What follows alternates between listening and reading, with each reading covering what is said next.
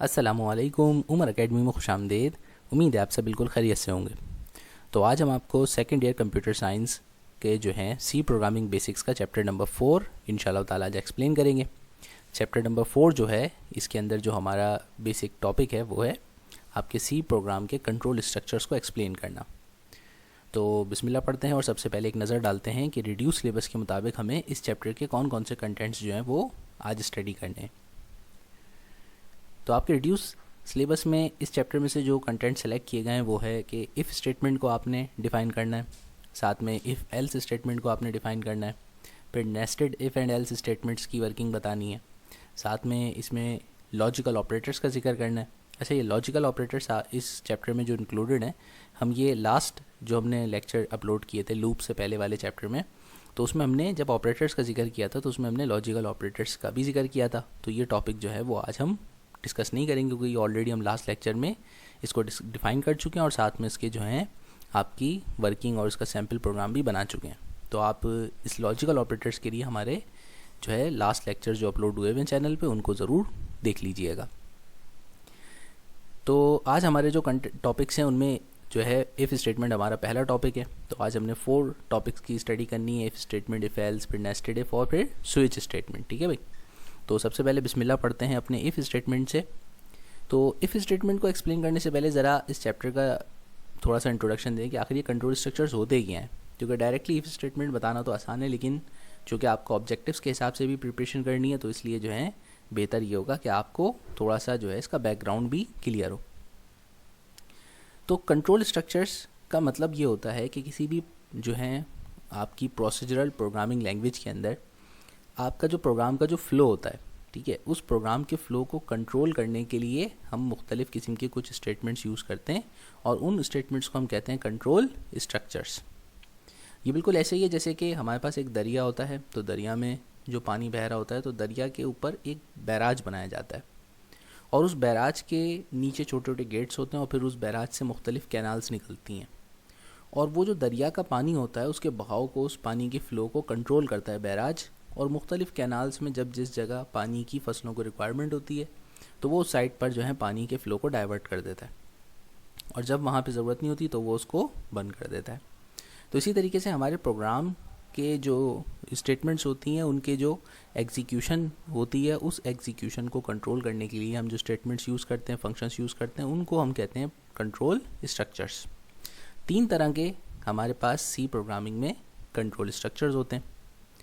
एक कहलाता है सीक्वेंशियल फ़्लो या सीक्वेंस कंट्रोल स्ट्रक्चर्स, एक होता है सिलेक्शन या कंडीशनल फ़्लो स्ट्रक्चर और तीसरा कहलाता है इटरेशन या लूप कंट्रोल स्ट्रक्चर। तो लूप जो होता है वो एक रिपीटेटिव फ़्लो भी शो करता है, तो इसको हम रिपीटेटिव कंट्रोल स्ट्रक्चर भी कहते हैं। तो ये 3 स्ट्रक्चर्स होते हैं। तीनों का काम का तरीका क्या होता है? देखो, सबसे पहले जो है सीक्वेंशियल, हमने लास्ट टाइम ऑब्जेक्टिव्स की जो वीडियो थी उसमें आपको बताया था कि हमारे पास प्रोग्रामिंग लैंग्वेजेस की जो कैटेगरीज होती हैं तो उसमें जो अर्ली प्रोग्रामिंग लैंग्वेजेस थी हाई लेवल, वो जो थी वो प्रोसीजरल लैंग्वेजेस थी। उसमें स्टेप बाय स्टेप एग्जीक्यूशन होती थी और उसके अंदर क्लास का कंसेप्ट नहीं होता था। फिर जो मॉडर्न एडवांस हमारे पास लैंग्वेजेस हैं जैसे C++ हो गई, पाइथन वगैरह हो गई, तो ये सारी की सारी जो है ऑब्जेक्ट ओरिएंटेड प्रोग्रामिंग लैंग्वेजेस हैं। इसमें क्लास का कंसेप्ट होता है, इसमें ब्लॉक्स होते हैं, ग्रुप्स होते हैं और फिर उनकी इंटर कनेक्टिविटी होती है। ठीक है भाई। तो जो हमारी प्रोसीजरल प्रोग्रामिंग लैंग्वेज जैसे कि सी हमारी मिसाल जो है वो प्रोसीजरल प्रोग्रामिंग लैंग्वेज की है, तो इसके अंदर जो डाटा की एग्जीक्यूशन होती है, जो प्रोग्राम का जो फ्लो होता है वो स्टेप बाय स्टेप होता है। तो इस स्टेप बाय स्टेप फ्लो को जो है हम जो एग्जीक्यूशन होती है इसको हम कहते हैं सिक्वेंशियल फ़्लो। तो तमाम प्रोग्रामिंग्स में बाय डिफ़ॉल्ट जो प्रोग्रामिंग लैंग्वेज में जो एग्जीक्यूशन होती है वो स्टेप बाय स्टेप होती है, तो उसको हम कहते हैं सिक्वेंशियल फ़्लो। इसी तरीके से हमारे पास दूसरा जो मेथड होता है एग्जीक्यूशन का वो कहलाता है सेलेक्टिव मेथड, जिसको हम सिलेक्शन या कंडीशनल फ़्लो कहते हैं। तो उसमें प्रोग्राम स्टेटमेंट्स की एग्जीक्यूशन में होता ये है कि हमारे पास किसी स्टेप पर कंडीशन आ जाती है और उस कंडीशन से फिर 2 ब्रांचेस निकल जाती हैं कि या तो अगर ये एक्सप्रेशन या कंडीशन ट्रू हो तो आपने ब्रांच 1 को एग्जीक्यूट करना है, ब्रांच 2 को स्किप कर देना है, और अगर ये फॉल्स हो तो फिर आपने जो है दूसरे ब्लॉक को जो है आपने एग्जीक्यूट करना है। तो इस तरह की अगर सैम्पल कोई कंडीशन आ जाए जिसमें हमें मुख्तलिफ कंडीशंस हों या सेलेक्शंस करनी पड़े किसी कोड को एग्जीक्यूट करने से पहले, तो फिर उसको हम कहते हैं कंडीशनल फ़्लो या सिलेक्शन। इसी तरीके से थर्ड जो हमारे पास कंट्रोल स्ट्रक्चर होता है, जिसको इटरेशन भी कहा जाता है या रिपीटेटिव कंट्रोल स्ट्रक्चर होता है, ये लूप्स को शो करता है, जो हमने लास्ट टॉपिक में डिस्कस किए थे कि यहाँ पर होता क्या है कि हमें प्रोग्राम के फ्लो के दौरान किसी जो है स्टेप के ऊपर किसी एक चीज़ को बार बार एग्जीक्यूट कराना होता है ना, रिपीटेटिवली। तो वो रिपीटेटिवली जो हम उसको एग्जीक्यूट करवाते हैं तो उसको हम इटरेशन भी कहते हैं कि इस स्टेप को इतनी टाइम्स या जब तक ये कंडीशंस फुलफिल नहीं होती आपने इस ब्लॉक ऑफ कोड को रिपीटेडली एग्जीक्यूट करना है। तो ये जो कंट्रोल स्ट्रक्चर होता है इसको हम इटरेशन कहते हैं। अब आज का जो हमारा जो टॉपिक है उसमें हमें सिर्फ और सिर्फ सिलेक्शन कंट्रोल फ्लो जो है या सिलेक्शन जो हमारे कंट्रोल स्ट्रक्चर्स हैं उनके बारे में जिक्र करना है, क्योंकि इफ़ और जो है इफ़ देन होगा या स्विच स्टेटमेंट्स हो गए, ये तीनों के तीनों आपकी कंडीशनल या सिलेक्शन कंट्रोल स्ट्रक्चर कहलाते हैं सी प्रोग्रामिंग में। और इनकी मदद से जो है हम मुख्तलिफ जो है जो कंडीशंस होती हैं उनमें हम जो है चॉइसेस प्रोड्यूस कर सकते हैं कि भाई कि कौन सा ब्लॉक या किस किस्म की स्टेटमेंट कौन सी कंडीशन पर हमारी एग्जीक्यूट होनी चाहिए। ठीक है, तो अब एक एक करके इंशाल्लाह ताला इनकी हम वर्किंग देखेंगे ताकि हमें समझ में आ जाए कि कौन सी सिलेक्शन स्टेटमेंट कौन सी कंडीशन में सूटेबल होती है और हम उसके इस्तेमाल से प्रोग्राम में क्या क्या एग्जीक्यूट करवा सकते हैं। अच्छा, इसमें से जो इफ़ स्टेटमेंट और इफ़ देन एल्स स्टेटमेंट होती है इनके लिए हम टू वे ब्रांचिंग का वर्ड भी यूज़ करते हैं। टू वे ब्रांचिंग का मतलब कि इन दोनों में हमारे पास दो रास्ते खुलते हैं, दोनों में। इफ़ में भी जैसे कि लफ्ज़ इफ़ से ज़ाहिर है अगर ये हो तो ये, नहीं तो फिर दूसरी बात। तो दो रास्ते खुलते हैं, दो तरीके की हमारे पास प्रोग्राम की एग्जीक्यूशन को ऑप्शंस मिलते हैं कि या तो इस रास्ते पे एग्जीक्यूशन करो या उस रास्ते पे, तो इनको टू वे ब्रांचिंग स्टेटमेंट्स भी कहा जाता है। जबकि जो स्विच स्टेटमेंट होती है, बेसिकली स्विच स्टेटमेंट कंपैरिजन करती है, लेकिन switch statement multiple branch statement भी कहलाती है, क्योंकि वहाँ से हमारे पास दो चॉइसेस से ज़्यादा मल्टीपल चॉइसेस जो है वो एक वक्त में क्रिएट होती हैं। ठीक है भाई, तो फिर उन चॉइसेस में से सिलेक्शन करना होता है, तो इसलिए इसको स्विच स्टेटमेंट को मल्टीपल ब्रांचिंग स्टेटमेंट भी कहते हैं और इफ़ देन को हम टू वे ब्रांचिंग स्टेटमेंट्स भी कहते हैं। तो अब चलते हैं और सबसे पहले जो है हम इफ़ स्टेटमेंट जो है सी लैंग्वेज में उसकी एक्सप्लेनेशन देते हैं। तो इफ़ स्टेटमेंट का हमारा जो वर्किंग क्राइटेरिया होता है वो कुछ इस तरीके से होता है कि ये एक सेलेक्टेड जो है ब्लॉक ऑफ स्टेटमेंट्स को उस वक्त एग्जीक्यूट करती है जब उससे पहले जो हम इफ़ के ज़रिए कंडीशन मेंशन करते हैं, अगर वो कंडीशन ट्रू होती है तो फिर वो जो पर्टिकुलर ब्लॉक ऑफ कोड होता है वो उसको एग्जीक्यूट करती है। ठीक है भाई, अब अगर वो गिवन कंडीशन जो हमने स्टेटमेंट के ब्लॉक से पहले मेंशन की होती है, अगर वो फॉल्स हो जाती है तो जो है फिर उसके बाद वो ब्लॉक ऑफ स्टेटमेंट जो है वो इग्नोर हो जाता है, वो उसको स्किप करके प्रोग्राम का कंट्रोल जो होता है वो उस इफ़ कंडीशन के बाद जो नेक्स्ट इमीडिएट हमारी प्रोग्राम में इंस्ट्रक्शंस होती हैं वो उनको कंट्रोल ट्रांसफ़र कर देती है। तो उसका सिंटैक्स भी बहुत सिंपल सा होता है कि इफ़ के साथ हम एक एक्सप्रेशन या कंडीशन देते हैं जिसके ट्रू होने पर अगर वो ट्रू होगी तो स्टेटमेंट एग्जीक्यूट होगी, और अगर वो इफ़ कंडीशन जो होती है वो फॉल्स हो जाती है तो फिर ये स्टेटमेंट स्किप होकर के प्रोग्राम के अंदर जो भी हमारी नेक्स्ट सीक्वेंस के तहत स्टेटमेंट आ रही होगी वो कंट्रोल वहाँ पर शिफ्ट हो जाएगा। अब इस बात को एक सैम्पल प्रोग्राम की मदद से जो है हम एक्सप्लेन करते हैं और इसका छोटा सा फ्लो चार्ट भी देख लें तो आपको समझने में आसानी रहेगी कि प्रोग्राम का स्टार्ट के बाद हमारे पास ये जो डिसीजन बॉक्स है ये हमारी एक्सप्रेशन को शो करता है कि यहाँ हमें कंडीशन को टेस्ट करना होता है। अब वो कंडीशन जब टेस्ट होती है कोई भी एक्सप्रेशन की तो दो अपॉर्चुनिटीज़ होती हैं, या तो ट्रू या फॉल्स होगी तो वो इस इफ़ एक्सप्रेशन के स्टेटमेंट ब्लॉक को जो आ रहा है इसके नीचे उसको स्किप कर देगी, और उसके बाद कंट्रोल जो है अगर प्रोग्राम में कोई दूसरी स्टेटमेंट है इफ़ के बाद तो वो वहाँ पे ट्रांसफ़र हो जाएगा, या प्रोग्राम अगर सिवाय इसके और किसी और स्टेटमेंट्स पे कंप्राइज नहीं करता तो वो फिर प्रोग्राम स्टॉप हो जाएगा, यानी कुछ भी डिस्प्ले नहीं होगा। और अगर ये एक्सप्रेशन ये गिवन कंडीशन ट्रू हो जाती है तो फिर जो हमारे पास स्टेटमेंट्स नीचे मौजूद होंगी एग्जीक्यूशन की वो उनको फिर फॉलो करेगा और उनको एग्जीक्यूट कर देगा। ठीक है भाई, अब ये इफ़ स्टेटमेंट की वर्किंग एक छोटे से सिंपल से प्रोग्राम से आपको जो है हम एक्सप्लेन करते हैं कि भाई हमने एक प्रोग्राम बनाया सिंपल सा, और उसमें हमने सबसे पहले एक वेरिएबल लिया और उस वेरिएबल को एक वैल्यू असाइन कराई 10। ठीक है, इसकी डाटा टाइप इंटीजर रख के अब नीचे हमने एक इफ़ कंडीशन दी कि भाई चेक करो कि क्या ये जो हमारा गिवन वेरिएबल है इसकी वैल्यू 20 से लेस देन है। ठीक है भाई, तो वो उसको कंपेयर करेगा, चेक करेगा कि भाई हमारा गिवन वेरिएबल 20 से लेस है कि नहीं है। अगर ये कंडीशन ट्रू होगी तो फिर ये नीचे आएगा और इस चीज़ को एग्जीक्यूट करेगा जो हमने प्रिंट स्टेटमेंट में दी है। प्रिंट स्टेटमेंट में हमने लिखा ए इज़ लेस देन 20, और अगर ये कंडीशन फॉल्स हो जाती है, ठीक है, जैसे कि ए जो है 20 से लेस देन नहीं निकलता, ग्रेटर देन निकलता है, तो फिर प्रोग्राम जो है चूँकि हमने कुछ और स्टेटमेंट्स एग्जीक्यूशन की नहीं दी हैं, इसलिए प्रोग्राम टर्मिनेट हो जाएगा, कुछ भी डिस्प्ले नहीं होगा, कुछ भी प्रिंट नहीं होगा। ठीक है, अब ये चीज़ हम यहाँ से इसको कोड को कॉपी करेंगे और इंशाल्लाह आपको जो है कंपाइलर पे रन करके दिखाते हैं।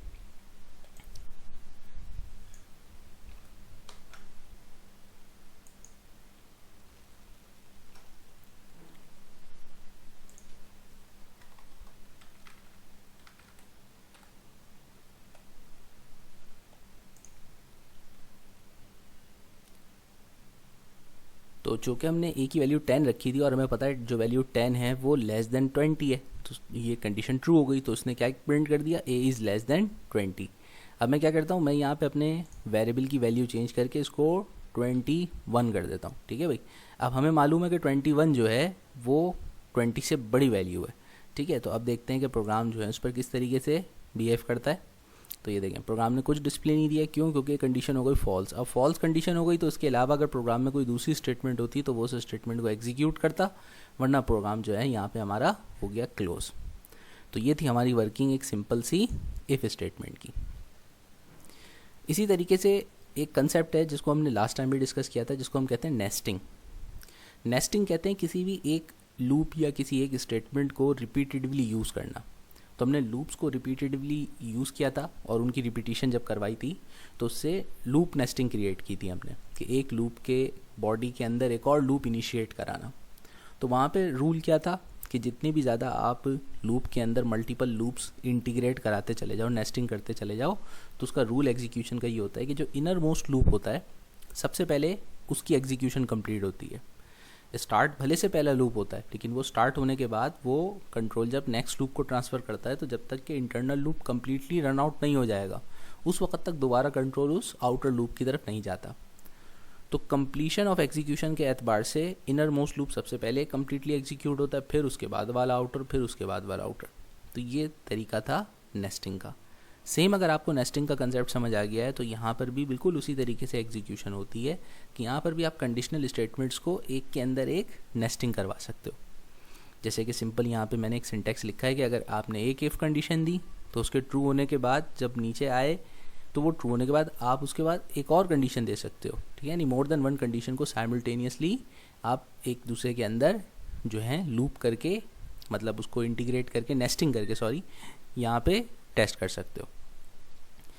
तो उसका फ्लो चार्ट कुछ इस तरीके से होगा कि भाई हमने प्रोग्राम स्टार्ट किया, उसके बाद फर्स्ट कंडीशन को टेस्ट किया, अगर फर्स्ट कंडीशन फॉल्स हो जाती है तो भाई प्रोग्राम टर्मिनेट यानी कि नेक्स्ट स्टेटमेंट पे चला जाएगा या स्टॉप हो जाएगा।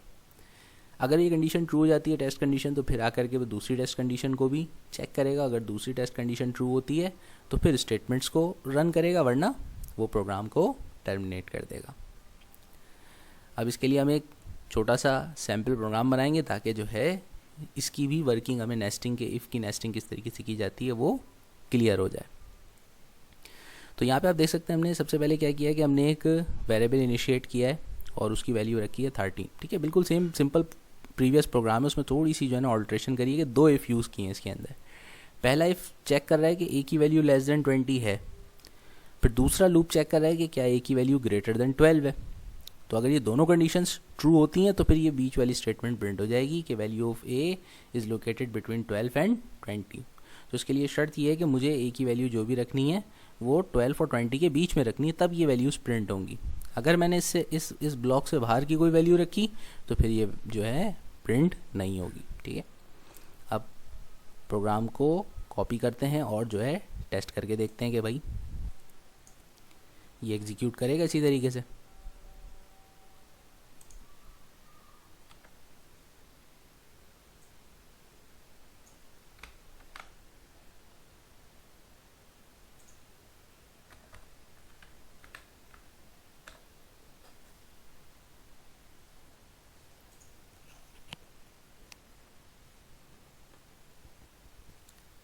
तो मैंने गिवन वैल्यू जो थी वेरिएबल की वो 13 थी। आपको पता है 13 जो है वो 12 से ग्रेटर देन और 20 से लेस देन है, तो इसलिए इसने ये स्टेटमेंट प्रिंट कर दी। अब मैं इस ब्लॉक से बाहर की एक वैल्यू लेता हूँ। ठीक है ना, मैं ए की वैल्यू अगर असाइन करता हूँ 10, तो हमें पता है फर्स्ट कंडीशन तो ट्रू हो जाएगी कि ए की वैल्यू जो है वो अभी भी लेस देन 20 है, लेकिन ए की वैल्यू जो है वो 12 से जो है बड़ी नहीं है, वो 12 से भी लेस देन है। ठीक है ना, तो जब हम इस तरह से रन करते हैं तो देखते हैं हमारे पास क्या आता है।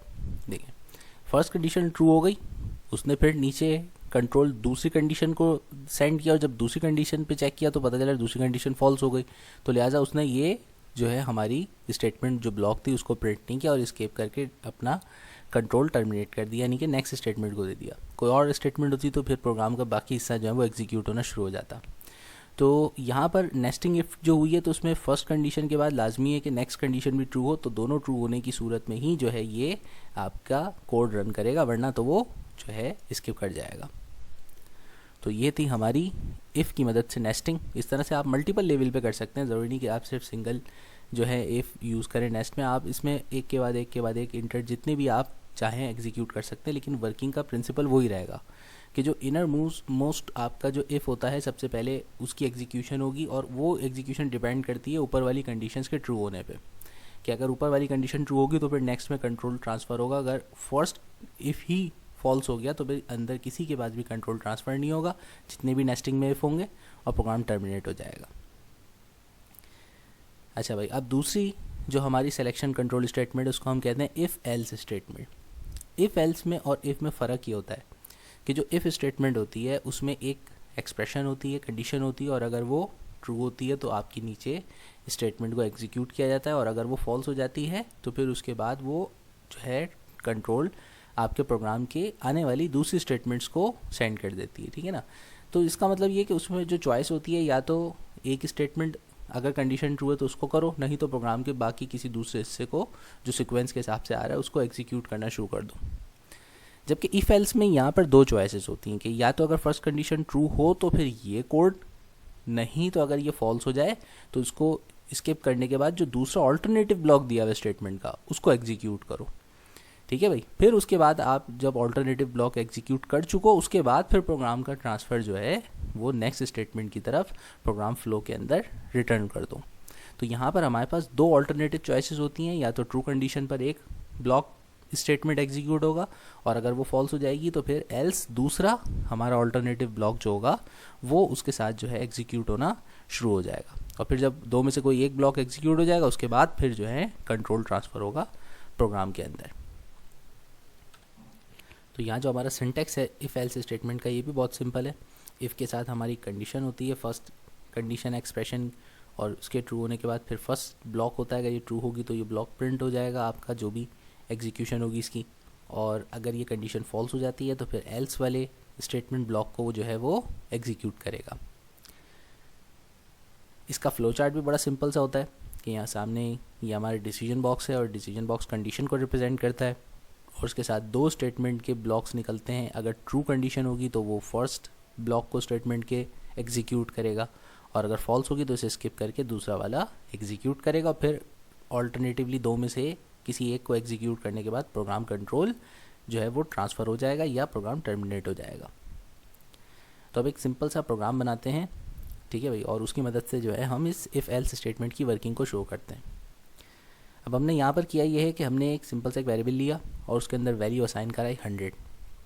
अब उसके बाद इस वेरिएबल की असाइनिंग के बाद हमने जो है फर्स्ट इफ़ स्टेटमेंट यूज़ करी, और इफ़ स्टेटमेंट में कंडीशन रखी कि ए की वैल्यू लेस देन 20 है।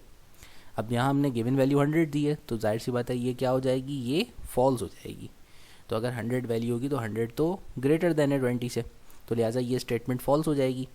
तो लिहाजा जब ये फॉल्स हो जाएगी तो ये जो इसके इमीडिएटली नेक्स्ट जो कोड आ रहा है ये रन नहीं होगा, ये स्टेटमेंट्स एग्जीक्यूट नहीं होंगी, बल्कि यहाँ से ट्रांसफ़र होगा कंट्रोल एल्स स्टेटमेंट पर, और एल्स के साथ जो हमारा ब्लॉक है स्टेटमेंट्स का ये एग्जीक्यूट हो जाएगा, ठीक है।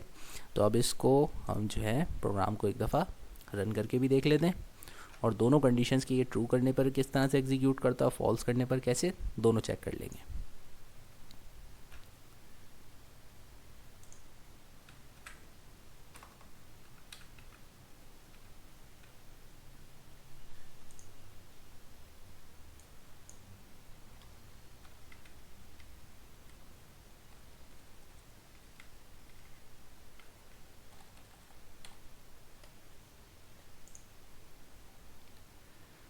तो हमने जब इसको प्रोग्राम को रन किया तो हमें पता था कि ये फॉल्स है, तो फॉल्स के बाद इसको नीचे आना था और इसको क्या लिखना चाहिए था, A is not less than 20। तो इसने वही लिखा, A is not less than 20, ठीक है। अब अगर हम a की वैल्यू 100 की जगह कर देते हैं 10, ठीक है, तो अब हमें पता है कि ये कंडीशन जो होगी वो ट्रू हो जाएगी, और अगर ये ट्रू होगी तो ये बजाय इसके कि इस स्टेटमेंट को एग्जीक्यूट करे, ये इस स्टेटमेंट को एग्जीक्यूट करेगा प्रिंट की, और लिखेगा a इज़ लेस देन 20, ठीक है भाई। तो अब इसे रन करके देखते हैं।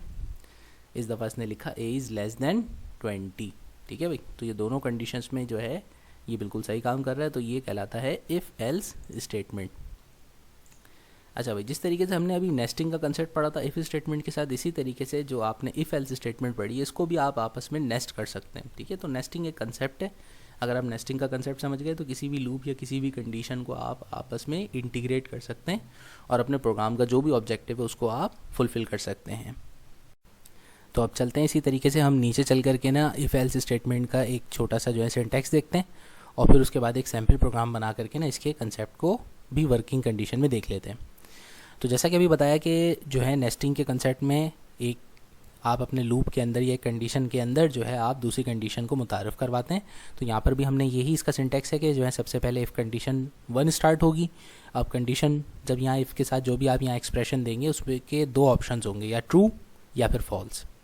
अगर वो कंडीशन फॉल्स हो जाती है फर्स्ट करें, तो फिर फॉल्स होने पर वो क्या करेगा, वो नीचे का ब्लॉक एग्जीक्यूट नहीं करेगा, वो एल्स की तरफ चला जाएगा और एल्स ब्लॉक में जो स्टेटमेंट या स्टेटमेंट्स मौजूद होंगी वो उनको एग्जीक्यूट करेगा।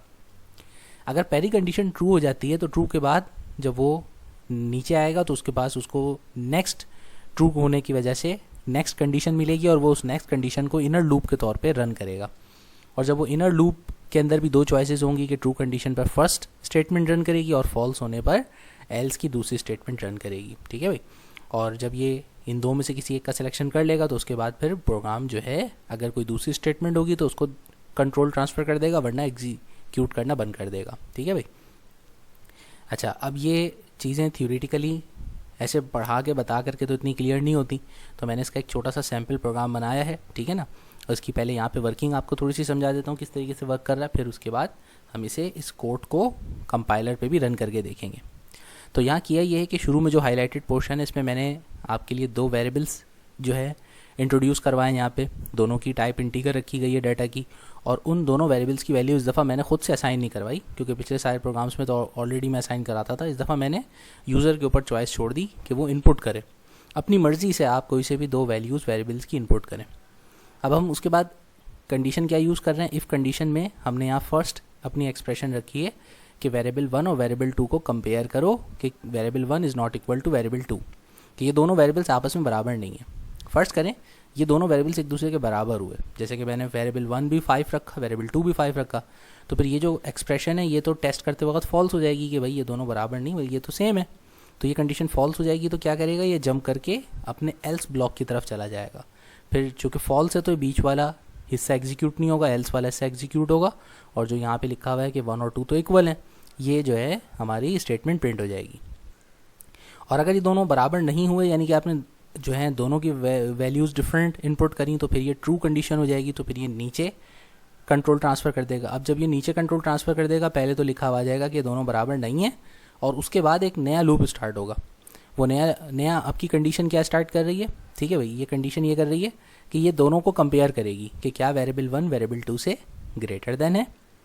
अगर ये कंडीशन ट्रू है तो वो लिख देगा कि वेरिएबल 1 बड़ा है, और अगर वेरिएबल 1 वेरिएबल 2 से बड़ा नहीं होगा तो वो एल्स के बाद वाली स्टेटमेंट लिख देगा कि वेरिएबल 2 हमारा बड़ा है, ठीक है भाई। चलो अब इसको जो है हम प्रोग्राम को यहाँ से करते हैं कॉपी, और फिर चल करके अपने कंपाइलर पे रन करके देखते हैं।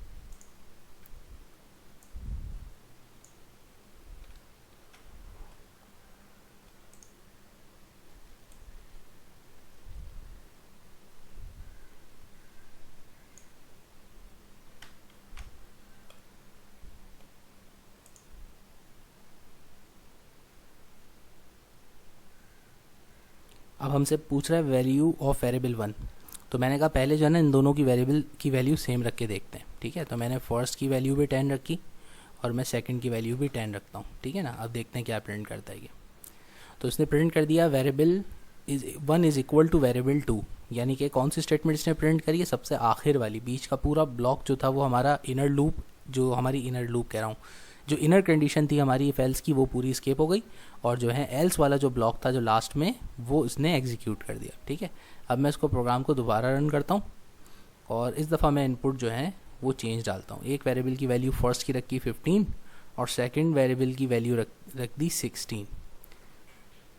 तो अब देखें इसने क्या प्रिंट किया इस दफ़ा कि variable is not equal to variable 1 is not equal to 2, यानी कि ये ट्रू हो गई first condition. First if statement जो थी हमारी वो ट्रू होने के बाद ये नीचे आया और नीचे आकर के इसने सबसे पहले तो प्रिंट किया कि भाई ये दोनों वेरिएबल्स बराबर नहीं हैं। उसके बाद ये आ गया कंपैरिजन के ऊपर कि अब ये कंपैरिजन करेगा और कंपैरिजन के नतीजे में दो में से कोई एक बात प्रिंट होगी। तो पहले इसने कंपैरिजन किया 1 और 2 के दरमियान कि 1 ग्रेटर देन है 2 से, तो 1 तो 15 है वेरिएबल और वेरिएबल 2 16 है, तो ये कंडीशन हो गई फॉल्स। फॉल्स हो गई तो इसने एल्स के बाद वाली स्टेटमेंट के वेरिएबल 2 जो है वो ग्रेटर देन है ये इसने प्रिंट कर दी। ठीक है भाई, अब एक दफ़ा और रन कर लेते हैं। इस दफ़ा वेरिएबल 1 को ग्रेटर देन वाली वैल्यू दे देंगे, यानी 1 को हमने कह दिया 19 और हमने 2 को दे दिया 15। ठीक है, अब हमें पता है कि हमारा वेरिएबल 1 ग्रेटर देन है, तो हमारा variable 1 is greater than variable 2 वाली कंडीशन स्टेटमेंट प्रिंट होनी चाहिए। चलो तो देखें प्रोग्राम ने बिल्कुल एग्जैक्टली उसी तरीके से बिहेव किया कि इसने यहाँ पे दे दिया कि दोनों वेरिएबल्स आपके बराबर तो नहीं है और वेरिएबल 1 जो है वो 2 से के मुकाबले में ग्रेटर देन है। तो इस तरह से आपकी नेस्टेड इफ़ एल्स भी स्टेटमेंट कंप्लीट हो गई, ये भी आपको समझ आ गया। अब हमारा आज का जो लास्ट टॉपिक है वो है स्विच स्टेटमेंट। स्विच स्टेटमेंट एक ऐसी हमारे पास जो है सिलेक्शन कंट्रोल स्टेटमेंट होती है जिसके अंदर हम करते ये हैं कि हम एक्चुअली इसमें कंपैरिजन होता है कि आप एक वैल्यू रखते हैं, डिफ़ाइन करते हैं भाई स्विच स्टेटमेंट में, और उसके बाद उस स्विच स्टेटमेंट में डिफ़ाइन किए गए वैल्यूज़ को जो आपने वहाँ पे रखी होती है उसको कंपेयर करवाते हैं।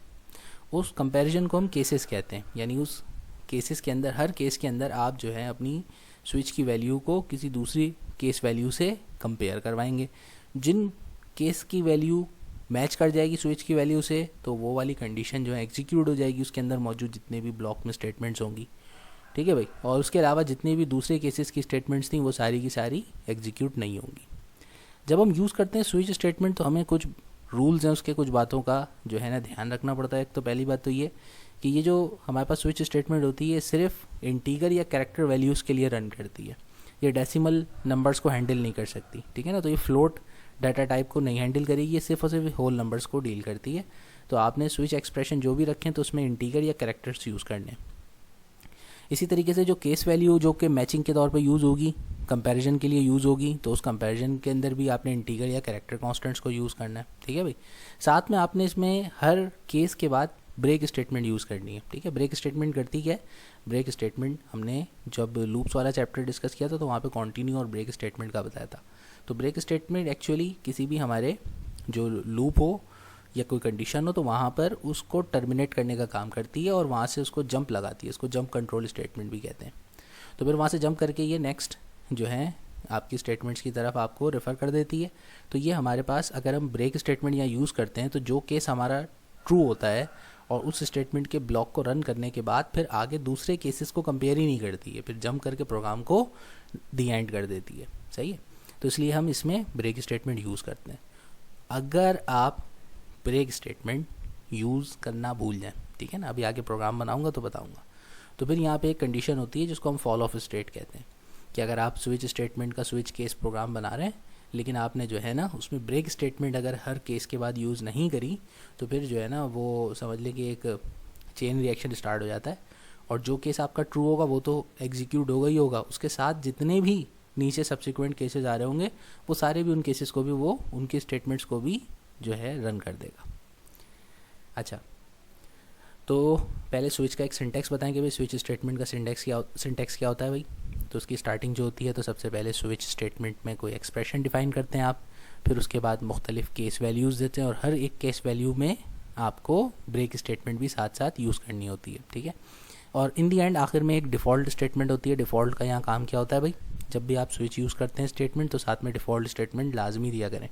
उस डिफ़ॉल्ट स्टेटमेंट का ये होता है कि अगर आपकी कंपैरेटिव केसेस में से किसी भी केस से जो है वैल्यू मैच नहीं हो पाती तो फिर उसके बाद फिर ये डिफ़ॉल्ट कोड ये डिफ़ॉल्ट स्टेटमेंट्स को रन करता है। ठीक है, अच्छा चलें अब इसका एक जो है आपको फ़्लो चार्ट भी दिखा देते हैं। इसका फ़्लो चार्ट भी बड़ा सिंपल सा होता है कि यहाँ मुख्तलिफ डिसीजन स्टेटमेंट्स होती हैं जो कि आपके फर्स्ट एक्सप्रेशन जो है डिसीजन की, ये स्विच स्टेटमेंट को शो करती है। फिर उसके बाद फिर आपके पास जितनी भी कंडीशंस हैं उसकी स्टेटमेंट्स जो हैं वो अगर वो ट्रू होगी तो उसकी स्टेटमेंट रन हो जाएगी, अगर वो ट्रू नहीं होगी तो फिर नीचे जाके दूसरे केस पे वो उसकी मैचिंग करेगा, दूसरे केस की ट्रू हो जाएगी। किसी भी केस की स्टेटमेंट ट्रू होने के बाद फिर वो नीचे नहीं जाएगा उसके आगे, अगर आपने ब्रेक यूज़ किया है तो। अगर आपने ब्रेक यूज़ किया है तो वो प्रोग्राम का कंट्रोल वहाँ से सीधा दी एंड की तरफ ले जाएगा या नेक्स्ट प्रोग्राम से की जो स्टेटमेंट्स का ग्रुप होगा उनको शिफ्ट कर देगा। और अगर आपने ये यूज़ नहीं किया, जैसे फर्स्ट केस है उसकी स्टेटमेंट ट्रू होने के बाद उसकी स्टेटमेंट रन हो गई पर आपके पास ब्रेक यूज़ नहीं हुआ था, तो जब गाड़ी के ब्रेक फेल होंगे तो क्या होगा, वो यहाँ से टपकेगी नीचे और गाड़ी टन टन टन टन सारी स्टेटमेंट जो है उसके बाद बिना कंडीशन चेक किए वो सारी स्टेटमेंट्स को जो है वो आपके प्रिंट कर देगा। ठीक है, तो इसको फॉल ऑफ स्टेट कहते हैं।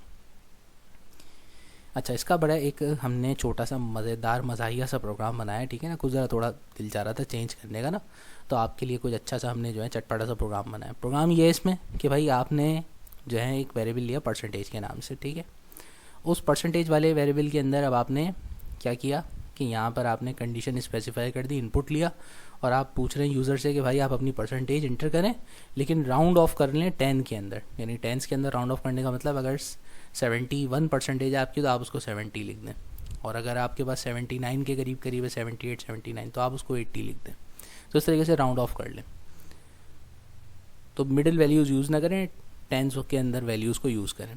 उसके बाद हमने नीचे केसेस दिए हैं। केस सबसे पहले क्या दिया हुआ है कि अगर परसेंटेज की वैल्यू 90 आए, यानी जो भी यूज़र इनपुट कर रहा है अगर उसकी वैल्यू इंटर 90 है तो तुमने प्रिंट करना है यू आर जीनियस। ठीक है भाई, 90% लेने वाले वो भी वैसे भी माशाल्लाह एक्स्ट्राऑर्डिनरी जीनियस हो जाते हैं।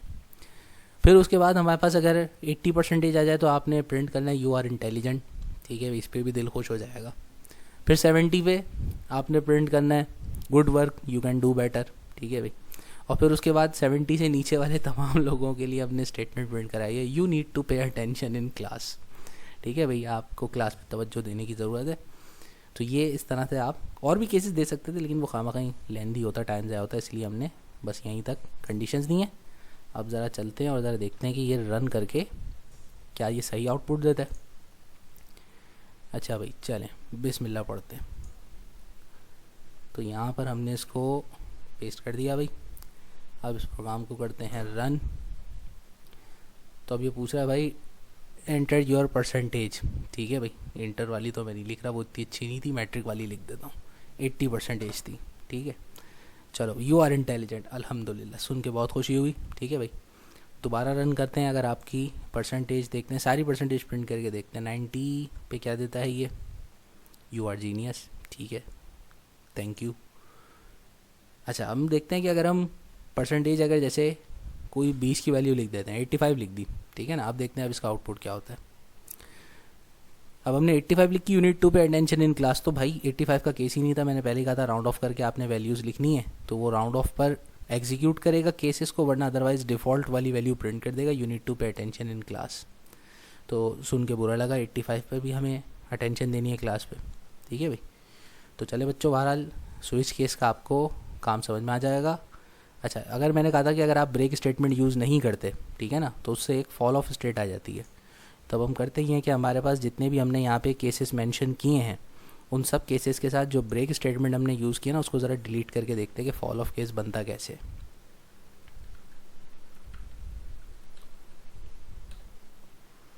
ठीक है भाई, अब इस प्रोग्राम को हम रन करते हैं। इसमें कोई ब्रेक स्टेटमेंट नहीं है, यानी कि अब इसके गाड़ी के ब्रेक हो गए फेल। और अब हमने परसेंटेज डाली अपनी। ठीक है भाई 70। ठीक, अब देखें क्या करता है। अब इसने देखें क्या रहा है, good work you can do better you need to pay attention in class. ये क्यों दो स्टेटमेंट एक साथ क्यों नज़र आ रही हैं, वो इसलिए नज़र आ रही हैं कि सबसे पहले 70 की कंडीशन क्या थी, मैच करना इसने शुरू किया, इसको 70 पे मैच हो गया। लेकिन चूँकि ब्रेक नहीं था तो उसने इसके बाद प्रोग्राम को टर्मिनेट नहीं किया, इसके नीचे वाली स्टेटमेंट को भी इसने क्या किया, उसके साथ ही प्रिंट कर दिया। तो ये होता है अगर आप जो है ब्रेक यूज़ ना करें तो। ठीक है, अब मैं इसको सबसे पहली कंडीशन जो है 90 देता हूँ। तो अब क्या हुआ, 90 ट्रू हो गई, यू आर जीनियस। लेकिन उसके बाद भी इसने जितनी भी स्टेटमेंट्स थी उसके बाद बिना चेक किए उसने उन सबको स्टेटमेंट्स को एक साथ प्रिंट करता चला गया। तो ये फॉल ऑफ स्टेट होती है। ठीक है भाई, इसलिए हम ब्रेक स्टेटमेंट को यूज़ करते हैं। तो ब्रेक स्टेटमेंट की और डिटेल और ब्रेक स्टेटमेंट को किस तरह से यूज़ करते हैं इसका हमने लूप्स में भी जिक्र किया था, तो आप वहाँ पर भी ब्रेक और कॉन्टीन्यू स्टेटमेंट्स को हमारे लास्ट लूप वाले लेक्चर से रिवाइज़ कर सकते हैं, ठीक है भाई। वरना यहाँ हमारे आज के जो टॉपिक्स थे वो सारे के सारे कंप्लीट हो गए। उम्मीद है इंशाल्लाह आपको समझ आए होंगे और आपके लिए ये जो है हेल्पफुल होंगे, ठीक है। Thank you.